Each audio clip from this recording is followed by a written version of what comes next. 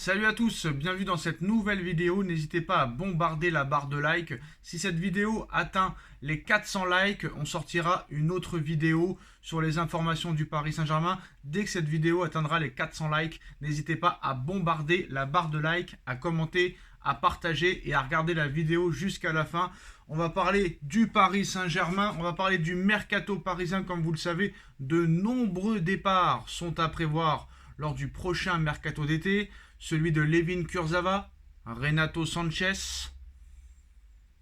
Carlos Soler, potentiellement aussi d'autres joueurs comme Marquinhos, Milan Skriniar, peut-être Presnel Kipembe, Kolo Muani, Gonzalo Ramos et surtout Kylian Mbappé.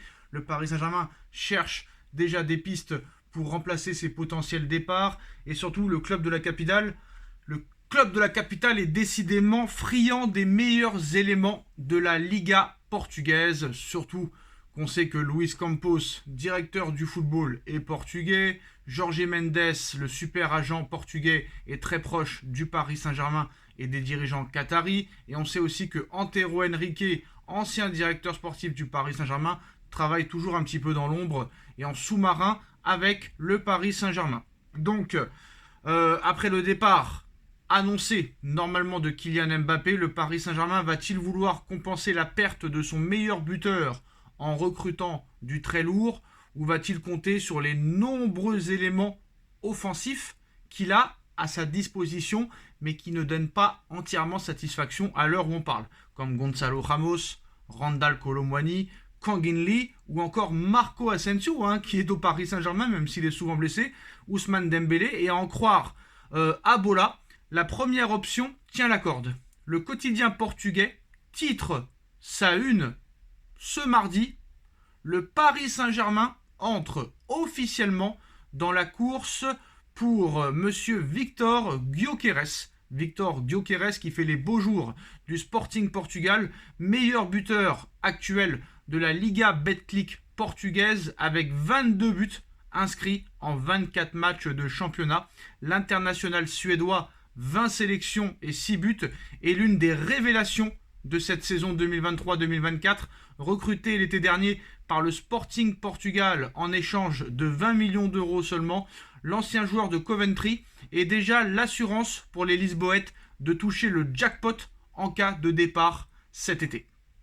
Auteur de la meilleure saison de sa carrière, 36 buts cette saison, toutes compétitions confondues, 36 buts, 14 passes décisives en 39 matchs avec le Sporting cette saison. Le Scandinave a éclos à seulement 25 ans, mais il a plusieurs poids lourds de la scène européenne à ses pieds.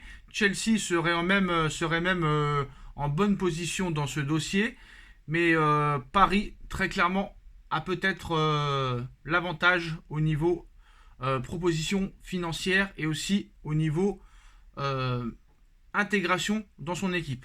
Récemment interrogé sur son avenir, Gyökeres avait botté en touche en expliquant que impossible de le dire maintenant si je vais rester au Sporting ou pas, mais tout se passe bien pour le moment et je suis heureux, je suis ici et nous avons des matchs très importants à jouer.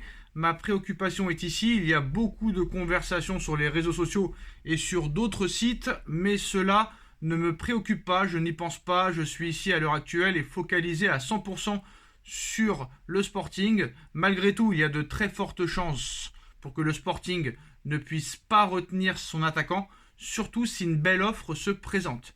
Et on sait que l'entente entre le Paris Saint-Germain et le Sporting Lisbonne, l'entente et les relations sont très bonnes. Nuno Mendes, 2021, Manuel Ugarte, 2024. Donc le Paris Saint-Germain va peut-être encore frapper du côté du Sporting cet été.